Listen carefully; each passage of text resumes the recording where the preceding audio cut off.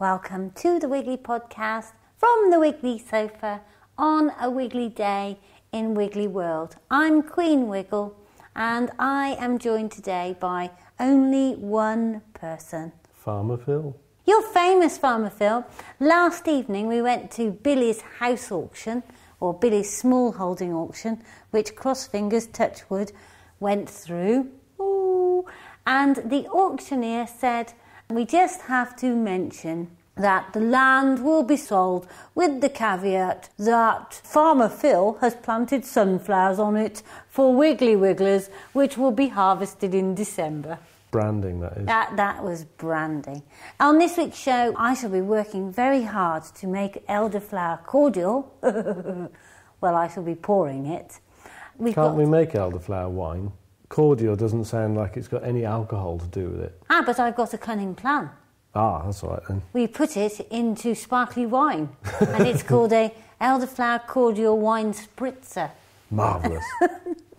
We've got a bit we forgot from Hay when Rich was on the Wiggly sofa in the Wiggly Pagoda. I mean, on the Wiggly hard chair in the shed.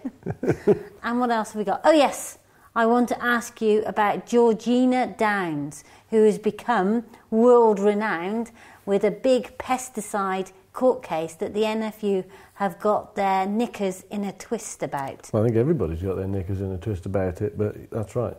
Very current hot topic within agriculture in this country at any rate. Rocket. Can't wait. More pesticides. In the meantime, we've got a couple of Wiggly reviews. I've got to the US iTunes site, and so here's the one that I'm going to read out. It's from Microtech Mom. I reckon you're a mommy blogger. And she says, lovely podcast, 5 stars. Wonderful podcast, love to listen to your farm noises. Did I ought to comment on that or not? No. And here's one for you to read out. And this one is another 5-star from La Rustica. I have finally gotten on the stick and written a review and placed Wiggly Wigglers on my Facebook profile. What does she mean, gotten on the stick? Don't know. She's obviously a witch. I think that's perhaps a little harsh, but anyway. Well, how did you get on the stick? Well, it's an Americanism, dear. That's the trouble, I think. Gotten on the stick? I should say so. Anyway, the podcast is so much fun, mixed in with a lot of really interesting information about farming and the natural world.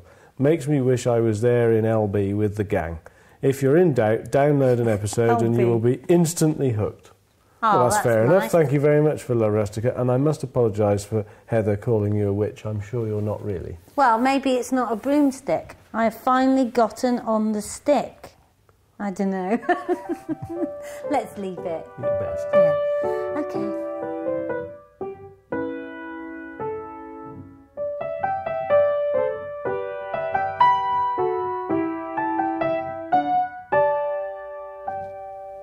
Last time we came out of the music, we made this little piece with Richard, who isn't here this week. He's not on the Wiggly sofa, but he was in Hay. So let's pretend now, you and I, dear listener, that we are transported to Hay on Wye Festival. It's a warm but windy day, and we've yet to start displaying our wares. Watch out for the video if you have not yet seen opening a Wiggly bag, a gunny bag. You've got to see it. It's staggering. Farmer Phil was on good form. And in our office, the moment where I disappointedly say, oh, is replayed on a regular basis. They just get that bit and replay it, go, oh. And then they go, oh. Oh. I don't think it's funny. I thought it was. No. Oh. Here we go. Hey.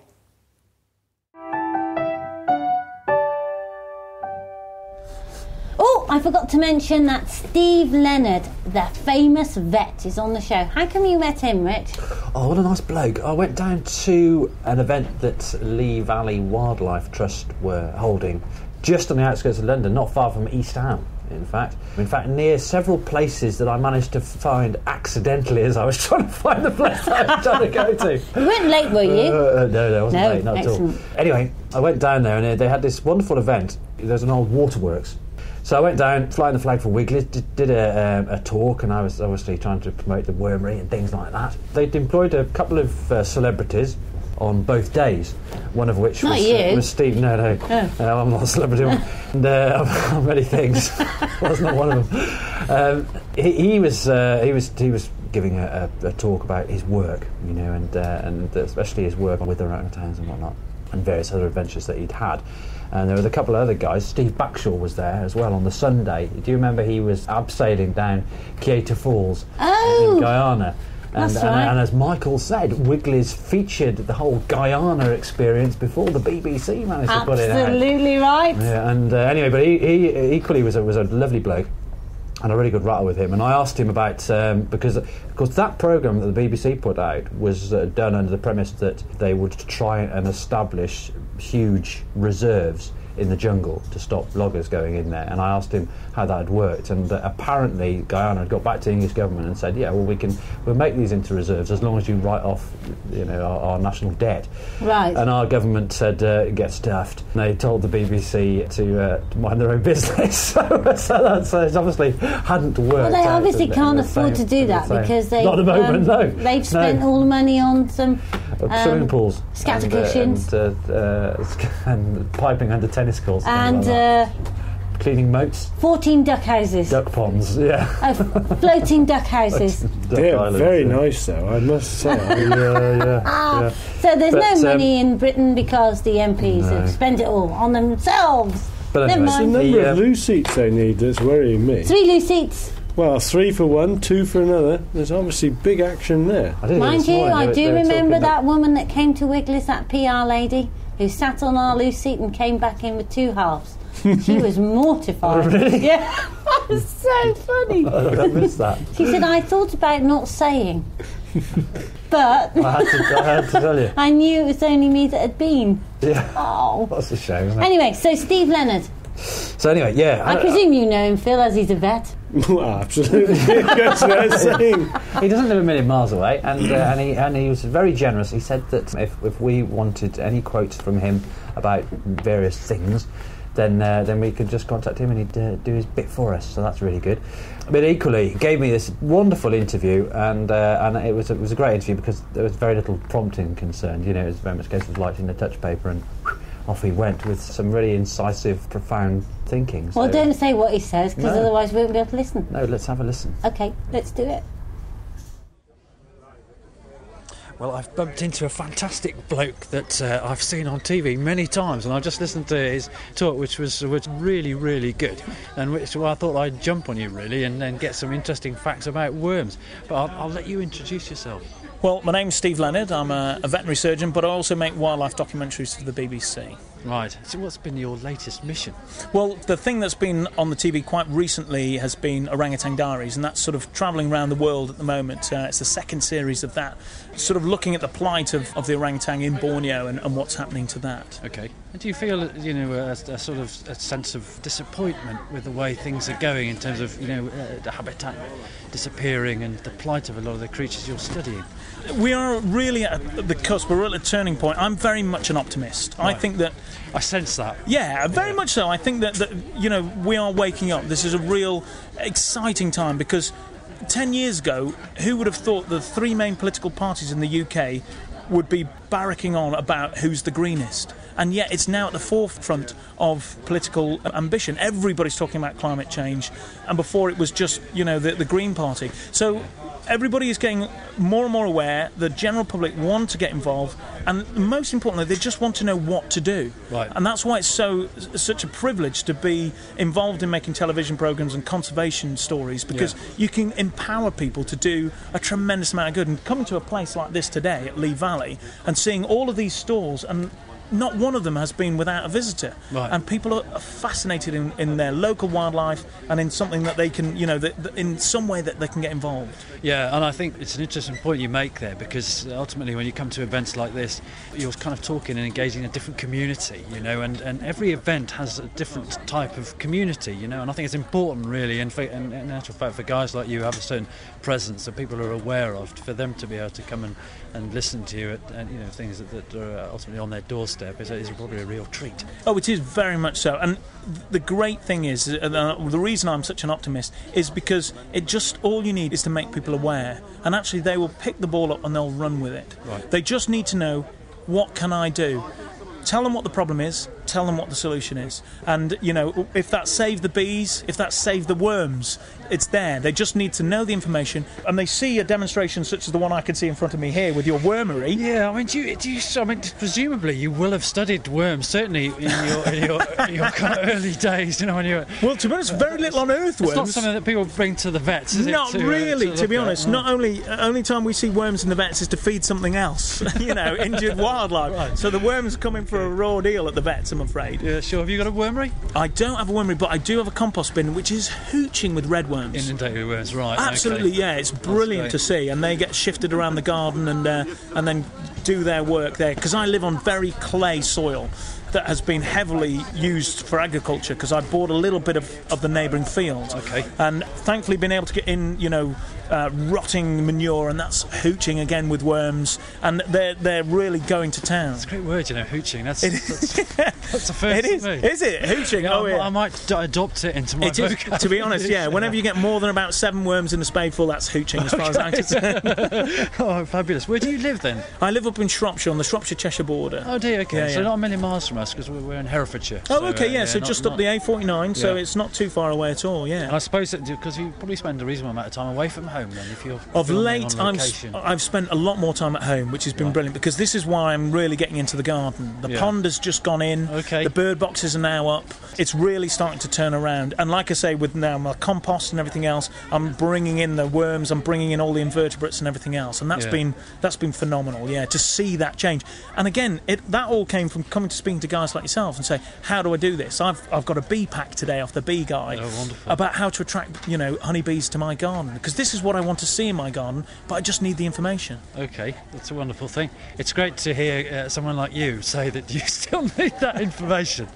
And you said you're doing some stuff with Natural History's Opal initiative. Yes, that's right. They've asked me to sort of help them sort of communicate science to people. And what's really nice about some of these big institutions, they've got the phenomenal scientists there. It's just trying to get them into the environment, release them, let's set them free, beards and all, into the community, to really get people to engage with the science. Because understanding how worms are affected by different habitats around the UK in terms of different usage, agriculture and everything else, we need worms, we need bees, we need to live alongside these animals. We're just starting to come out of this intensification period in agriculture where we think we can tame the land and make it do what we want it to do, and we're now starting to understand that will work for a while, and then we'll rob it of everything that we depend upon. And we actually need to work with wildlife, because that's how these plants have existed, and that's how these animals have existed for millions and millions of years in an ecosystem, and that is all important.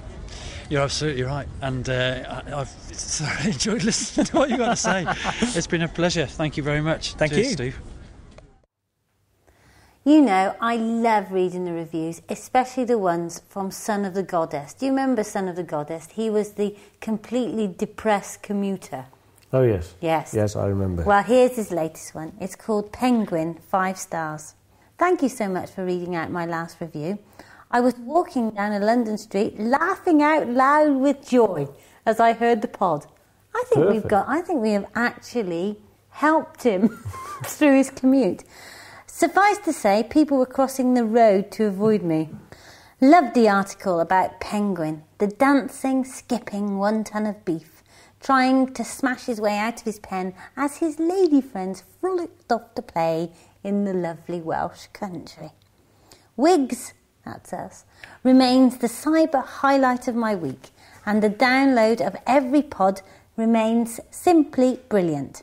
Perhaps Farmer Phil could send some of Penguin's waste product to our beloved politicians in Westminster as a gift for all their good work. I feel they managed to produce quite enough of that of their own. Keep up the tremendous work and remain true to yourselves. Listen, let's go to Rachel Harris, because she has been making elderflower cordial, and yesterday she went off to pick.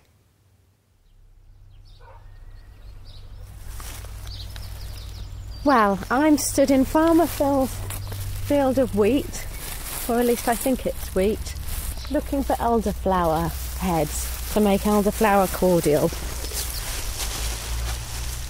Once you decide to do something like this, you suddenly realise that they're growing everywhere, and I've just spent the past couple of weeks or days noticing that there's elderflower by all of the roadsides and thinking that I must get out there and pick some elderflower to make elderflower cordial. I only did it for the first time last year, and it was so easy and so delicious as well. So I'm looking for elderflower heads that are completely in flower and have no brown on them, and preferably no insects as well, and a sort of creamy colour. Now they say that it's best to pick elderflower when it's a beautifully sunny day, as you get the most flavour from it. And it was beautifully sunny this morning, but the sun's gone in a little bit. It's a bit windy now, but I thought I'd better get out here and pick them before they go over. So really this was just an excuse to go for a wander in the field, as there is actually a really good elder tree next to the garage here at Blakemere Farm. But I thought it would be a nice excuse to go out in the field. So I'm going to have to climb back over the gate, risk the marauding cows, and find some more elder trees.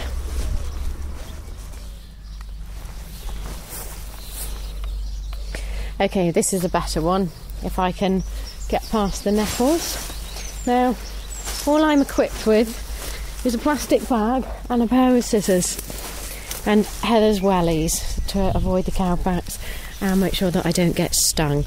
And what I'm doing is I'm just trimming them off just below the flower head and popping them in my plastic bag. Easy as that. And this one has got beautiful, huge flower heads, about, what's that? About 15 centimetres across. And it smells lovely. It smells absolutely gorgeous. It smells like summer, I think. So, but of course, the biggest ones and the most open ones are virtually out of reach. I think I made about 3 batches last year. Spent quite a lot of time explaining to other people how to do it, even though I'd only just learnt for the first time. So at least this way I can just direct them to the podcast. There we are. Oops, just getting stung there from nettles. Right, that's probably enough now. The recipe I've got calls for 15 to 20 heads. Obviously it depends on the size of them. These ones are quite small actually. Okay, last few here. Whoops, losing some flowers.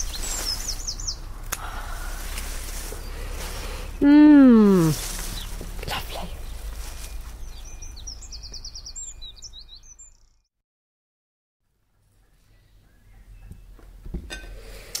Okay, so I'm now in the kitchen, Lower Blakemere Farm. I've got my bag of elderflower heads there, a big pan to put them in, some sugar and some lemon, thanks to San, who's just come back from Madley's shop. Now this is going to rustle a little bit, but I'm just going to finish putting the elderflower heads into the pan. Now I checked with Hannah, she says that if it's a stainless steel pan then that doesn't matter.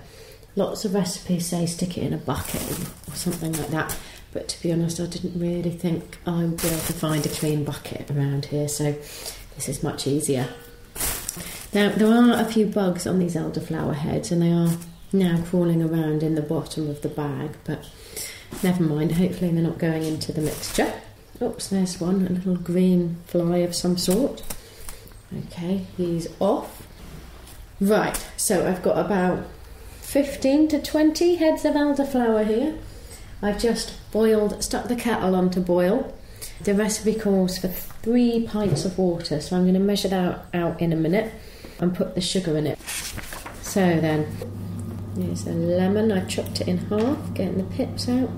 Actually, it doesn't matter if you get the pips out because you've got to strain it afterwards anyway. So he's squeezing the juice of 1 lemon in there. Now, the lemon contains citric acid, which supposedly is supposed to act as a preservative as well. You can buy... Last year I bought... Well, I put lemon juice in, but I bought citric acid as well. The only thing is, at this time of year, if you go to... You can get it from a chemist, but you go to a chemist and they tend to run out because everybody's making elderflower cordial. And the other thing about it is apparently drug users use citric acid for something dodgy. Or at least that's what my mum said. So, the last time I tried to go to the chemist and buy some citric acid, I'd been working in the garden and I was a bit scruffy.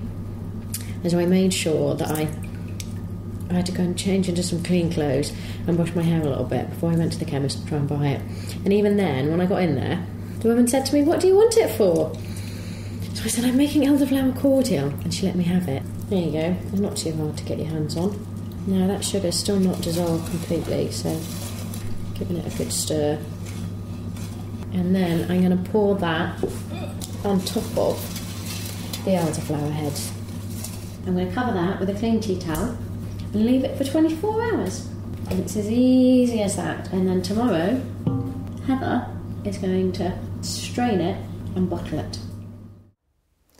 And so, 24 hours on, Rachel's gone home.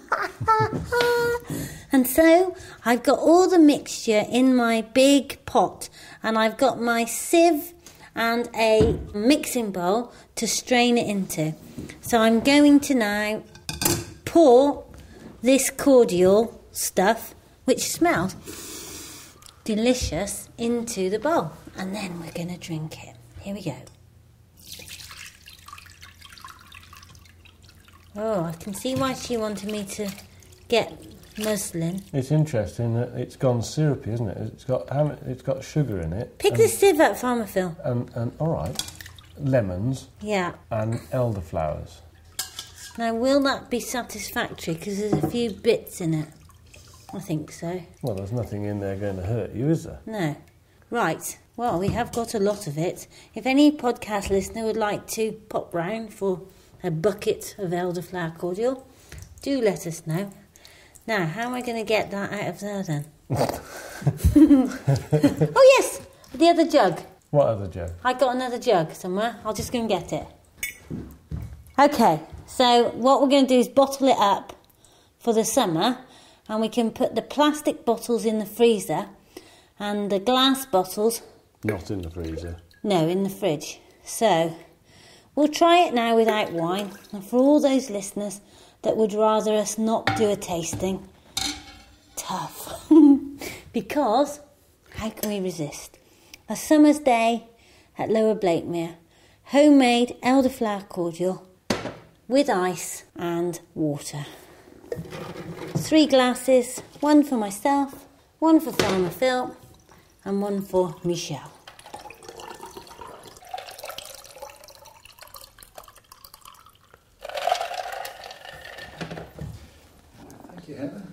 Well, it's clear, nearly. Cheers. Chin Smell? chin. Definitely smells of elderflower. Goosh! Whoosh! That's not bad. That's lovely. That's not bad. I like that. Tell you what I would like better. Sparkly water in it. Well, sparkly wine would be even better, wouldn't it? Now let's look at the cost. Because I reckon we've got at least 157 glasses of it. And we've spent 1.5 lemons and some sugar. And the elderflower was thieved from me. Yes. That's fair enough. If you want to make your own elderflower cordial, the recipe is up on the blog. wigglywigglers.blogspot.com. Farmer Phil, I must tell every small business owner about my little Twitter story. For those of you who've been listening for a while, you will know that BT have spent some time installing a new system. For those of you in America, BT stands for British Telecom, our national phone provider. Yeah, it stands for something else in my house, actually. Is that repeatable? No, it's not. But anyway, British Telecom were due to put a new telephone system at Wiggly Wigglers, and this all started in January, and I won't bore you with the details. Suffice to say that not only did they fail to install the system, spec the system correctly, but the salesman left the company. We were unable to get hold of anyone, but eventually somebody came, and on the day they arrived, our BT bill came through the post, our invoice, and they had put on there £6,500 of extra charges that he said himself were absolute rubbish. So we were a bit horrified about this, and he duly contacted BT, and since then we've been in the normal little business. It's sort of, the David versus Goliath thing that you can't get through to a communications company. You've all been there, haven't you? Press 1 for this. It took me 35 minutes to get a human to actually speak to, and that human was absolutely useless. So this frustration has carried on, and I just want to share this with you because of the power of social media. I know I bang on about this, but I decided that this had gone beyond a joke. We'd spent, I reckon, 2 days of my time chasing this up. The translation, dear listener, of "I decided this has gone beyond a joke" actually means that Heather got very close to throwing all her toys out of the pram in some order. I always know when I see purple dots that it's not going well. And so I started to Twitter about BT, and I put a hashtag BT, and I started to just relate little snippets of this story. And within an hour, BT Care on Twitter had got back to me and wanted to know more details. And I explained that I wouldn't be able to do it in 140 characters or less. But to cut a long story short, I was already dealing with the operations director. And I twittered that he had failed to respond, and within 20 minutes of my Twitter direct to BT Business, not only had he phoned me up, but he had organised our £6,500 credit, and that is me trying without fail on a 2-weekly basis since the beginning of April. So if anyone's out there is listening, I think that Twitter is fantastic for holding companies to account. And, no doubt our company will be held to account too if we make a mistake. But it's a great way of having a conversation that is so direct and so powerful. You're on the same channel as Mr. BT and you've got influence. Twitter 1, BT 0. But you know what? The Twitterer from BT was really pleased to help. And he was really pleased to be able to put that in his report that day. Of course, we haven't got the system in yet, and the credit hasn't arrived. So hopefully it'll be fine. Where was I? What I want to know about is Georgina Downs. What she has done is won a landmark court case, which means that at the moment she has the right to know what the farmer is spraying in the field next door to her house. Just going back a bit, I'd like you to know that she was at the Woman of the Year lunch with me in 2008. Was she? Yes.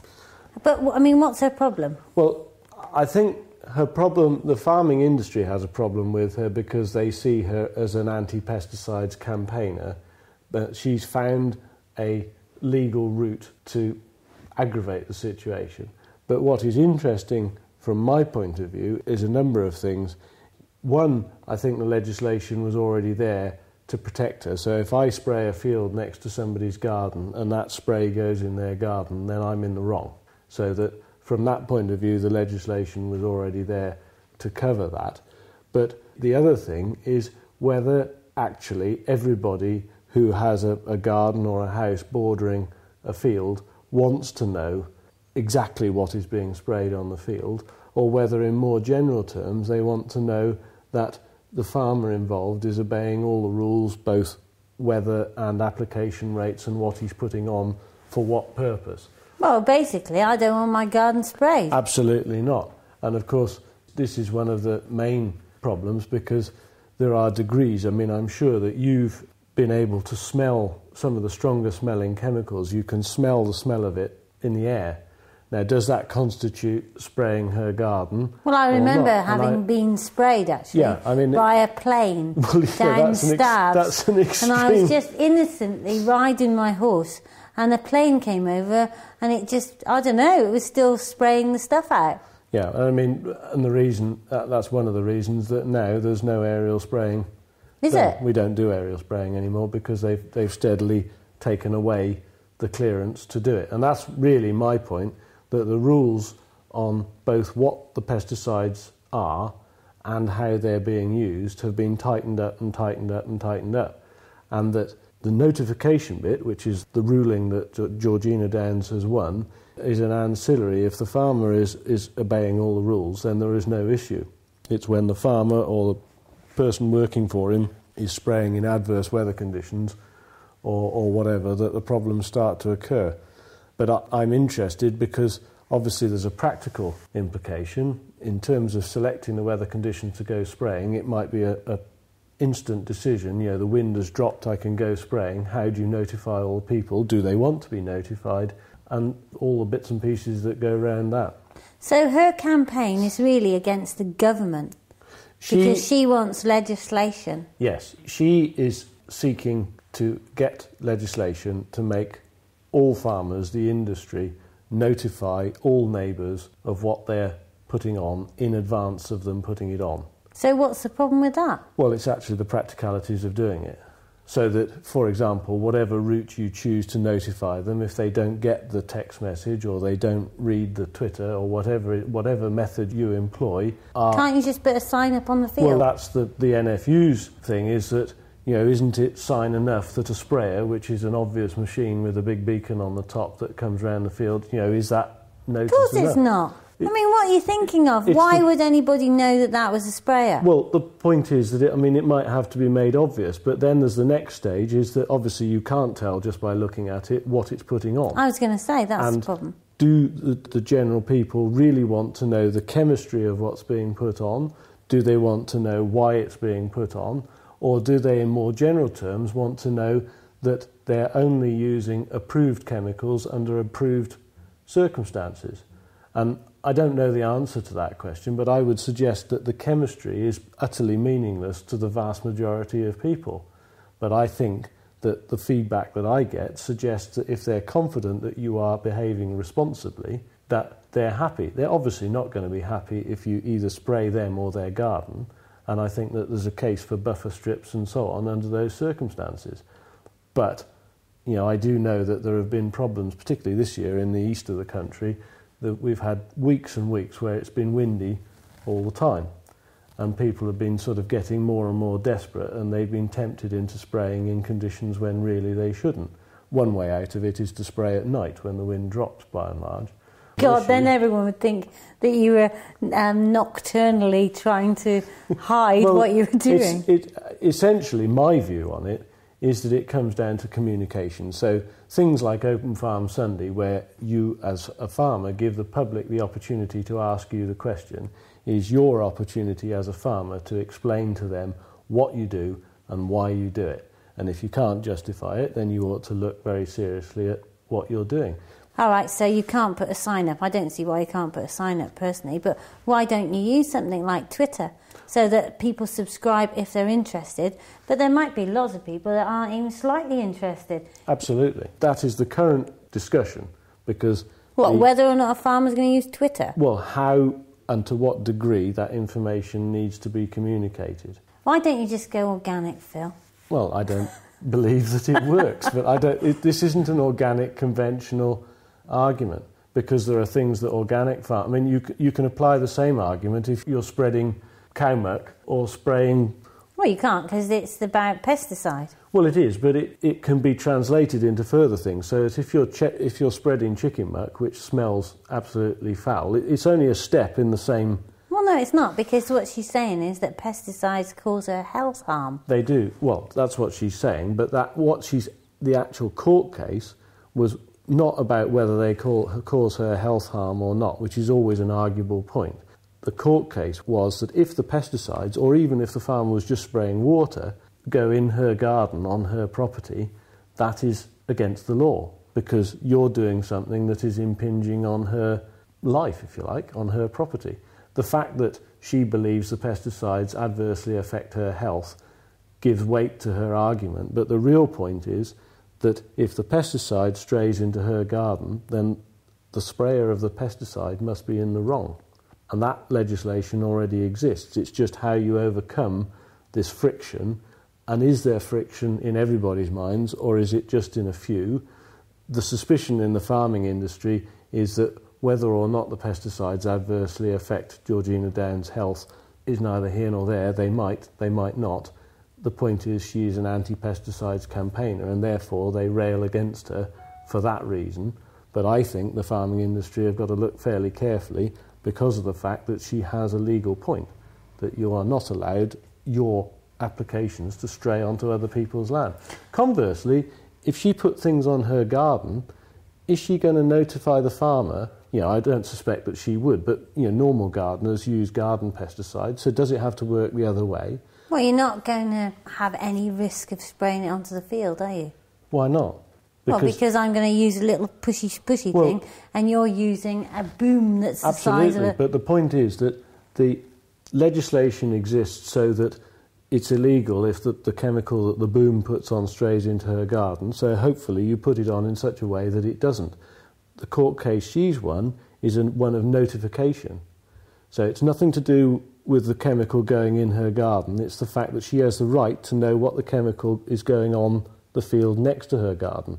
Therefore, conversely, the farmer, in theory, should have the right to know what she puts on her garden. And it gets so complicated, and I'm thinking... The thing is it that you don't mind much because you haven't got many neighbours? You know, for you to notify somebody, if we were going to go spraying in the big meadow, you could just see Frank and say, bit of spraying going on. Whereas, probably some farmers, say in Hertfordshire, have got, 30,000 close neighbours. That is the practicality of it, but for me, actually, it's quite interesting because I have got one neighbour who has sent me a message saying, why can't I tell him when we're going spraying so they can get the children inside? Now, I haven't actually had time yet to go back to him and explain the situation, but it's nothing to do with the chemical going on his garden or whatever else, that they are convinced that whatever I'm spraying is going to damage their children. So obviously I've got some communicating to do to let them know what I'm doing and why I'm doing it. So it does affect me. When the numbers get higher, and as you rightly say, you know, you've got a housing estate next to a town, you've got a lot of people to contact. Do they want to be contacted? Well, some might, most probably won't, and so on. But it... God, I can imagine the phone call at night. Instead of the double glazing man or the telephone salesman, it'll be 30 farmers phoning up to say they're going out in the field. That's right. And that is a silliness, but it's not a total silliness because farmers should be making sure that they're not drifting chemical onto other people's property. What do you think, dear listener? Well, if you want to find out more, if you go to pesticidescampaign.co.uk, that's Georgina Downs' website, and she has won all sorts of things, not just high court battles, but polls, and she's actually, ironically, the 20th most powerful person in farming. And if you want to see the other side of the story, then if you go to the NFU website, the NFU website is www.nfuonline.com. But it would be great if you have your say. What do you think? Should that happen? How are we going to do it? What would work? What would work for you? Well, there we are. That was another pesticides debate lasting 16 minutes. And here's the latest review from Bruce42. And he says we are fabulously daft. That'll be you then. 5 stars. I cannot rate this podcast any higher, just to say that it's the only podcast that I have subscribed to that I have never fallen asleep during. Oh, that's nice. Hugely informative and yet entertaining at the same time. Just one thing. I would gladly swap some of the pesticide debate for more bulls. Oops. Sorry, Bruce. Hope you're still with us. I think we'll have some more pesticides soon because hopefully we'll ask Georgina Downs if she'd like to sit on the Wiggly sofa and give old Farmer Phil a bit of strife. He's looking frightened. Before we go, you must know this. We are going to Hampton Court Palace Flower Show. and that is between the 7th and the 12th of July. If you're listening to this in 2012, you've missed it. But if you're listening to this in 2009, 7th to the 12th of July, we'll be at Hampton Court. Can't wait. Do you know who goes on the first day? Cliff Richard. Da, da, da. We're all going on. Bye from me. And bye from me.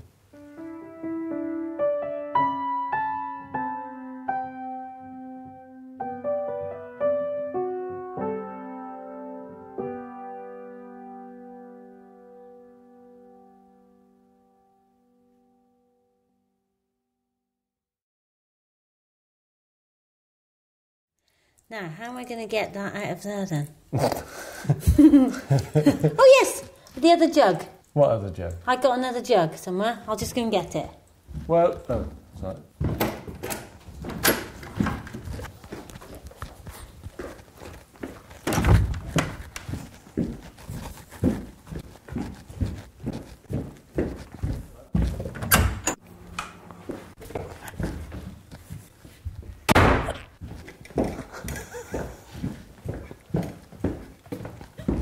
What?